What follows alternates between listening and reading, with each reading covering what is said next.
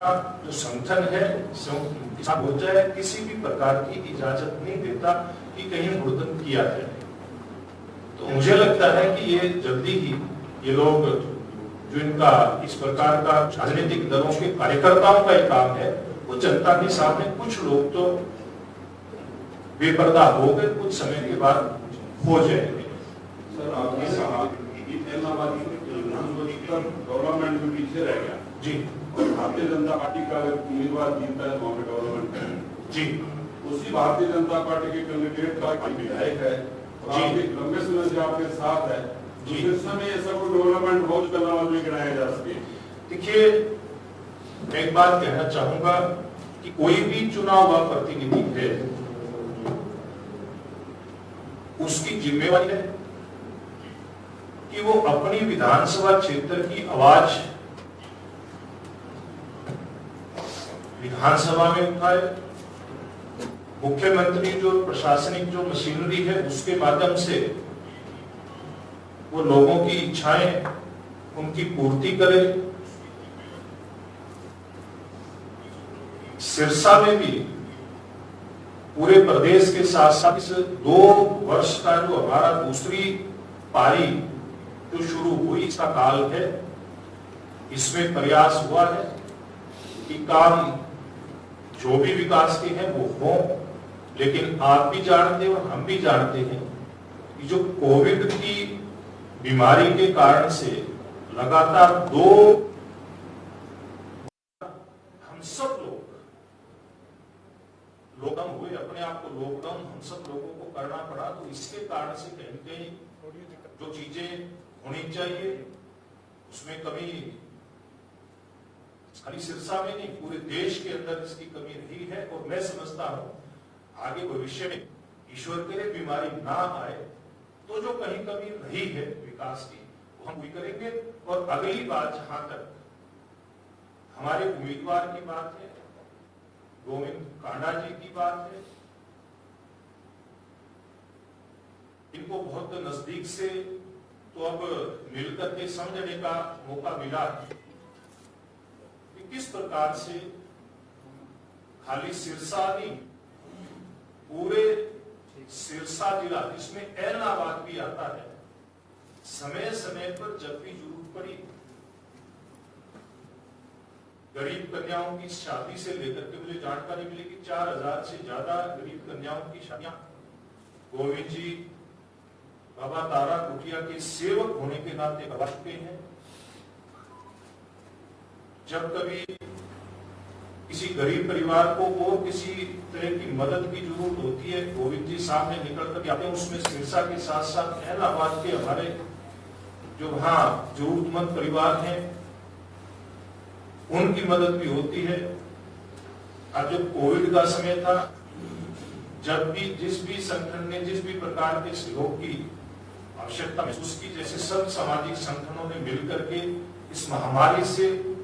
निकलने का एक बहुत अच्छा प्रयास किया, उसमें गोविंद जी ने भी तारा बाबा कुटिया के सेवक के नाते बहुत अच्छी भूमिका निभाने का काम किया है। तो मैं समझता हूं पूर्व में तो ये जो विधायक वहां के रहे, ये अपने अहंकार के कारण से कि मैं हूं, मैं बड़ा नेता हूं, मैं गली नाली की बात नहीं कर सकता विधानसभा में खड़ा होकर के, अपने अहंकार के कारण से ऐलनाबाद का जो विकास वो जनता को एहसास नहीं हुआ। गोविंद कांडा जो एक सामाजिक कार्यकर्ता के नाते इतने सेवा के कार्य कर सकते हैं और जो जनता का जो मूड मुझे बढ़ता दिखाई दे रहा है, धीरे धीरे करके सामने तस्वीर आती दिखाई दे रही है, उसके कारण न केवल जीतने में सक्षम हो बल्कि उसके मन में अपने क्षेत्र की जनता के प्रति लगाव, इस प्रकार का उम्मीदवार लेकर के आती है। वो भारतीय जनता पार्टी या गठबंधन के लिए नहीं लेकर के आए और बहुत योग्य उम्मीदवार, जैसे मैंने कहा, मैंने तो अभी कुछ दिन से मेरा जब से सिरसा में ऐलनाबाद के चुनाव के संदर्भ में हुआ, जब गोविंद जी ने भारतीय जनता पार्टी ज्वाइन की, जैसा मैंने पूर्व में बताया कि किस किस प्रकार के काम किए। तो जब लगा कि इस प्रकार का एक कार्यकर्ता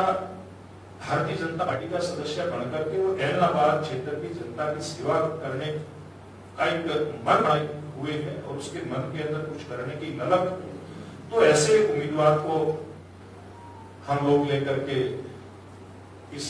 चुनाव मैदान के अंदर उतरे हैं। और मुझे लगता है कि जैसे जैसे हमारी एंट्री इस ऐलनाबाद विधानसभा क्षेत्र में हमारे उम्मीदवार की हो रही है, उससे इनके प्रति जो जनता का लगाव और इनका जो जनता के प्रति स्नेह वो दिखाई दे रहा है। और ये बेशक एक बीच का जो समय रहा है उसमें गोविंद जी भारतीय जनता पार्टी के सदस्य नहीं रहे हों, लेकिन इनके पिताजी स्वर्गीय मुरलीधर जी वो कभी जनसंघ के एक मजबूत नेता कार्यकर्ता सिरसा में रहे हैं, इसलिए ये कोई भारतीय जनता पार्टी के प्रति ये परिवार कोई नया नहीं है। मौलाना साहब, भाजपा एक कैडर पार्टी है और उस कैडर पार्टी को देखते हुए जब भी कोई उम्मीदवार का चयन होता है तो पूरी योग्यता के साथ देखा जाता है जी। लेकिन ऐलनाबाद उपचुनाव को लेकर हम बात करें, चाहे पिछले उपचुनाव की करें या करें, दोनों बारी आयातित उम्मीदवार ही मैदान में खड़ा किया गया है, जबकि इस बार 17 प्रत्याशियों उम्मीदवारों ने अपनी दावेदारी जताई थी। तो क्या ऐसा कोई सशक्त उम्मीदवार नहीं था बीजेपी के पास, या जो 2 बार चुनाव हार चुके हैं उन्हीं को ही दावेदारी योग्य समझा जाता है? देखिए, मैं एक बात कहना चाहूंगा, भारतीय जनता पार्टी अगर हम संगठन की बात करें, आपने बिल्कुल ठीक बात की, कैडर आधारित पार्टी है। साधारण सदस्यों की बात करें तो दुनिया की सबसे बड़ी पार्टी भारतीय जनता पार्टी है। हरियाणा प्रदेश की बात करें तो पिछला जो कार्यकाल था उसमें लगभग पहले 30 लाख के आसपास, और जब दूसरी बार चुनाव हुआ संगठन का, उसमें हम लोग उस सदस्यता को कंटिन्यू करते हैं और उसमें कुछ एडिशन करते हैं तो 10 लाख के आसपास की सदस्यता का और उसमें एडिशन हुआ था। तो लगभग 40 लाख के सदस्यों के साथ भारतीय जनता पार्टी हरियाणा की सबसे बड़ी राजनीतिक पार्टी है। जहां तक चुनाव की बात है, मजबूत पार्टी और मजबूत पार्टी के कार्यकर्ता कैडर के आधार पर भारतीय जनता पार्टी चुनाव लड़ती है। और जहां तक उम्मीदवार की बात है, कोई भी राजनीतिक दल के चुनाव में जो उम्मीदवार आता है उसकी विचारधारा, उसका जनता के प्रति लगाव, जनता की समस्याओं की जानकारी और समाधान की ललक, ये सारी चीजें, और उसके बाद फिर उम्मीदवार की चीज, ये सारी बातें देख करके हम उम्मीदवार उतारते हैं। और जब चाहे विधानसभा का गठन होता है, लोकसभा का गठन होता है, उसमें फिर कैडर के आधार पर एक विचार राजनीतिक दल का उभर करके आता है और उस विचार और सिद्धांत के आधार पर हमारी सरकारें चलती हैं। फिर कोई सांसद, विधायक कोई नया बन करके आए, कोई पुराना जीत करके आए, इस बात का अर्थ छोटा पड़ जाता है और बड़े अर्थों में उस विचार को लेकर के जो पार्टी संगठन चलता है उसके आधार पर सरकार की नीतियां चलती हैं। जैसे हमारी केंद्र में सरकार आने के बाद नरेंद्र मोदी जी के नेतृत्व में, या हरियाणा में मुख्यमंत्री जी की सरकार आने के बाद विधायक बहुत सारे नए थे। मेरे बराबर में पूर्व मंत्री कृष्णपाल जी बैठे हैं, कृष्ण कुमार जी बैठे हैं, ये भी नए थे, लेकिन भारतीय जनता पार्टी के साथ जुड़ने के बाद जो भारतीय जनता पार्टी का विचार है, सिद्धांत है, पंडित दीनदयाल उपाध्याय का अंत्योदय का मंत्र है, उस अंत्योदय के मंत्र को लेकर के तो मानव दर्शन जो एक राजनीतिक दर्शन, दुनिया का सबसे श्रेष्ठ राजनीतिक दर्शन है, उसके आधार पर हमारी सरकारें काम करती है। वो जब कोरोना जैसी महामारी भी आती है तो उसी राजनीतिक इच्छा के बल पर सबको साथ लेकर के हमारा राजनीतिक नेतृत्व दुनिया की सबसे बड़ी महामारी से कुशलता के साथ अपने देश को निकालने का काम करता है। ये हमारे विचार की ताकत है। कहीं कुशल खबर की पूरी आती है, जैसे अब पिछले जब जी। नगर परिषद सिरसा की जो चेयरपर्सन चुनी है, उस वक्त लोपा की जो चेयरपर्सन चुनी गई है और जहां बीजेपी चाहती थी कोई और चुनाए, और उसके बाद धोखाधड़ी हुआ, जो भी हुआ, इवन जो आदित्य देवदास जी बैठे हैं हमारे, इन्होंने भी बाद में कहा कि हमारे साथ छल हुआ, कपट हुआ, गलत हुआ। तो क्या आप छल कपटी के साथ? देखिए, मैं एक बात कहना चाहूंगा आपके सवाल के जवाब में कि जब दो राजनीतिक दल आमने सामने होते हैं तो सब लोग अपनी अपनी राजनीतिक ताकत का इस्तेमाल करते, इसमें कहीं कोई बुराई नहीं है। अब विचार के आधार पर इस देश में अलग अलग राजनीतिक दलों ने अपनी लड़ाई लड़ी। 1975 में कांग्रेस के खिलाफ बहुत सारे जनता पार्टी के बैनर के नीचे आए। उसके बाद श्रीमान अटल बिहारी वाजपेयी जी के राज में इस देश के अंदर एनडीए का गठन हुआ और एक गठबंधन की नई राजनीति का उदय अटल बिहारी वाजपेयी जी के समय में हुआ। हम वो समय भी आता है जैसे वर्तमान में भी है, हम अपने अपने विचार के आधार पर लड़ाई लड़ते हैं और जब कई बार इस प्रकार का मौका आता है जब स्पष्ट बहुमत नहीं होता है तो आपस में विचारों की समानता के चलते इकट्ठे होकर के सरकार भी बनाते हैं और सफलतापूर्वक चलाते हैं। जैसी सरकार आज 2 साल में चल रही है तो यहाँ की घटना आप बता रहे हैं, इसका निश्चित रूप से ये जो एक हमारा दुनिया का सबसे बड़ा लोकतंत्र है, इसकी एक खूबसूरती मैं कहूंगा कि हम अपना जो विचार है, अपने जो मुद्दे हैं, उनके ऊपर आमने सामने भी होते हैं। और जब लोकतांत्रिक व्यवस्था में इस बात की छूट होती है कि कोई दल सरकार बनाए बिना बहुमत कि अगर हम असेंबली है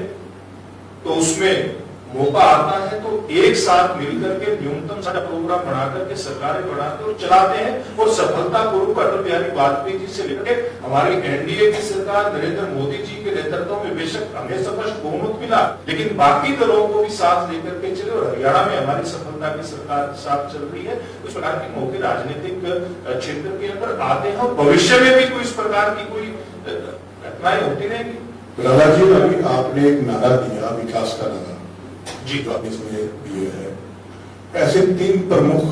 कौन से ऐसे विकास कार्य होंगे जो आप करेंगे? 3 ही राज्य हैं। देखिए, प्रमुख रूप से जो मैं इस क्षेत्र में आज से नहीं, मैं पिछले 20 साल से जब युवा भाजपा का कार्यकर्ता था, युवा मोर्चा का कार्यकर्ता था, उसमें से दक्ष में यहाँ जो कृषि के क्षेत्र में लोगों ने अपनी मेहनत के कारण से तो तरक्की की है, लेकिन जैसे जल भराव जैसी जो समस्याएं हैं आज भी इस विधानसभा क्षेत्र का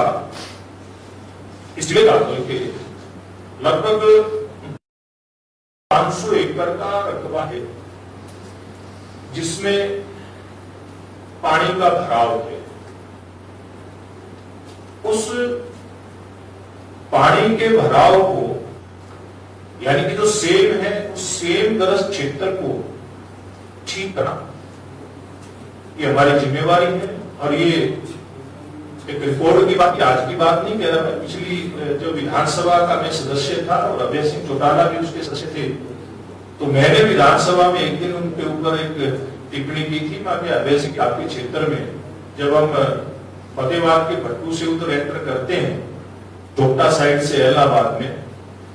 तो वहां सेब ग्रस्त क्षेत्र शुरू हो जाता है। आप बड़ी बड़ी बातें तो करते हैं, इसके निदान के लिए कुछ करिए। तो उसके बाद दुर्भाग्य से ये 2 साल का समय कोविड के कारण से जरूर खराब हुआ, बीच में लोकसभा विधानसभा चुनाव आए, लेकिन हमारे मुख्यमंत्री जी ने उस बात का संज्ञान लिया और पूरे सिरसा क्षेत्र समेत हरियाणा के कई हिस्सों में जहां सेब का पानी है उसको खत्म करके और किसान की खुशहाली आए, इस बात का प्रयास शुरू हुआ है। योजना 12,500 एकड़ की बन चुकी है और आप अगर जाएंगे, जाते हैं, आपको कभी मैं दिखाऊंगा फतेहाबाद जिले की फील्ड और इसके आसपास गांव में इसी प्रकार की समस्या थी। हमारी सरकार ने उसका निदान करने का एक सफल प्रयास किया। जो पानी कभी जमीन के ऊपर दिखाई देता था, आज वहां जाकर के आप देखेंगे तो 6 से 7 फुट पानी नीचे उतरना चाहता है। प्रमुख ये किसान के लिए, कृषि क्षेत्र के लिए इस समेत जो भी आधारभूत ढांचे की जरूरत होगी, चाहे उसमें सिंचाई का पानी खेत तक पहुंचाने की बात, इनके लिए 1-2 जगह दिक्कत है, उसका समाधान भी पीछे मुख्यमंत्री जी से कुछ किसान मिले थे, करवाने की बात हुई थी, उसके ऊपर ठोस बात भी हुई। और अगली बात है कि शिक्षा के क्षेत्र में हैदराबाद में बहुत कुछ करने की जरूरत है, इसको किया जाएगा। और तीसरी बात जो आम आदमी के साथ जुड़ी हुई है, बातें तो बहुत है, लेकिन आपने 3 पूछे तो बातें कितनी भी बताई जा सकती है, लेकिन तीसरा है सरकारी जो योजनाएं हैं, बहुत सारी योजनाएं, वो विकास की योजनाएं भी, जन कल्याण की योजनाएं, गरीबोत्थान की योजनाएं, शिक्षा के क्षेत्र में, ऐसी सब योजनाएं केंद्र और प्रदेश सरकार की है। उनका लाभ पंडित दीनदयाल उपाध्याय जी का जो अंत्योदय का हमारा मंत्र है, अंत का उदय, अंतिम व्यक्ति तक इन योजनाओं का लाभ कैसे पहुंचे, ये हमारी प्राथमिकता में रहेगा। और हम वो जल्दी आपके सामने जो हैदराबाद के लिए हमारा जो घोषणा पत्र होगा उसको भी जारी करेंगे, डिटेल में फिर जिस दिन करेंगे उस दिन चर्चा करेंगे। लेकिन थोड़ा चुनाव प्रोग्राम है, एक सवाल है, सिर्फ एक सवाल, आप इसके उम्मीदवार का इनेलो से मुकाबला मानते हैं या कांग्रेस से? देखिए, मैं एक बात कहता हूं कि यहाँ की जनता को जिन जिन लोगों ने छलने का काम किया है एलनाबाद की जनता को, और वो एलनाबाद की जनता उनको सबक सिखाने का काम करेगी। फिर तीसरे पे कौन आएगा, दूसरे पे कौन आएगा, चौथे पे कौन आएगा, ये एलनाबाद की जनता तय करेगी। और मैं एक बात विश्वास के साथ आपके बीच में कह रहा हूं, तो हमारे पास लोगों का फीडबैक है, क्योंकि फीडबैक वैसे नहीं आता, हमने तो जन कल्याण के काम किए हैं। जो गरीब व्यक्ति, जो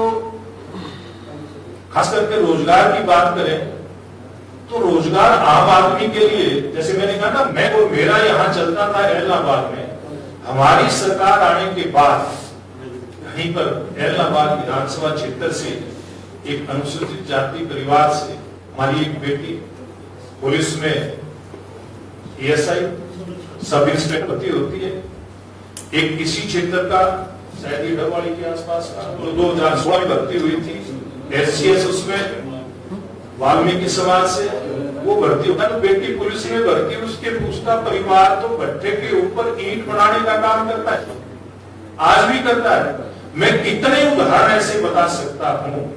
ये ऐसे उदाहरण हैं कि जनता को लगता है कि इस बार मौका है कि हम लोग ये एलनाबाद के उपचुनाव के माध्यम से जो इस क्षेत्र में नौकरियों का सूखा रहा, इस क्षेत्र में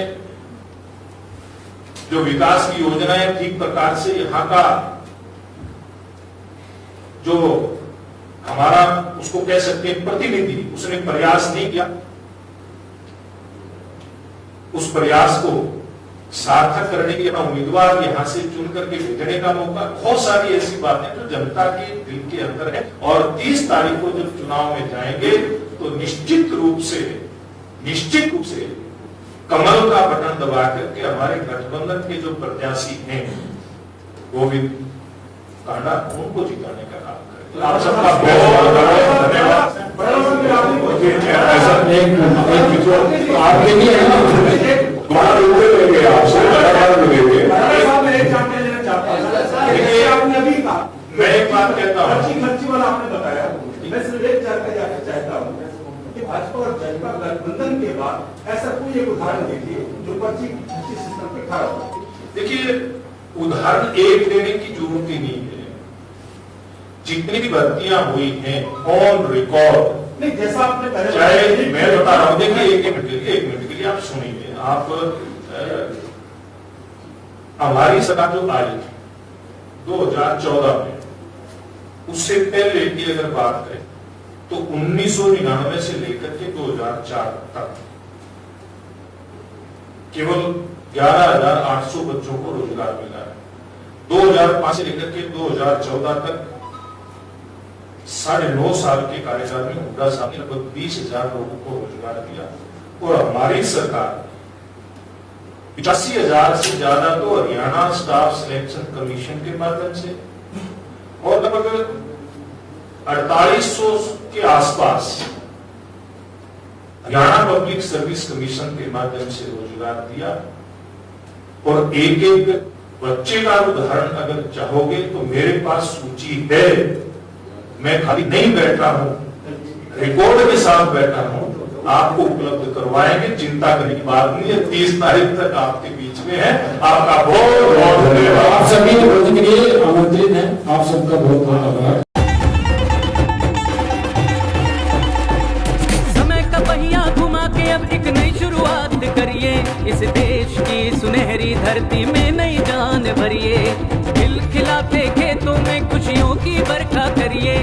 अपने खेतों की फसलों से देश खुशहाल करिए। बेलारूस ट्रैक्टर, हाँ बेलारूस ट्रैक्टर, तकनीक विदेशी है, इसे देश के रंग में रंगिए, बेलारूस ट्रैक्टर का सब मिलके स्वागत करिए। बेलारूस ट्रैक्टर, तकनीक विदेशी, दिल देसी।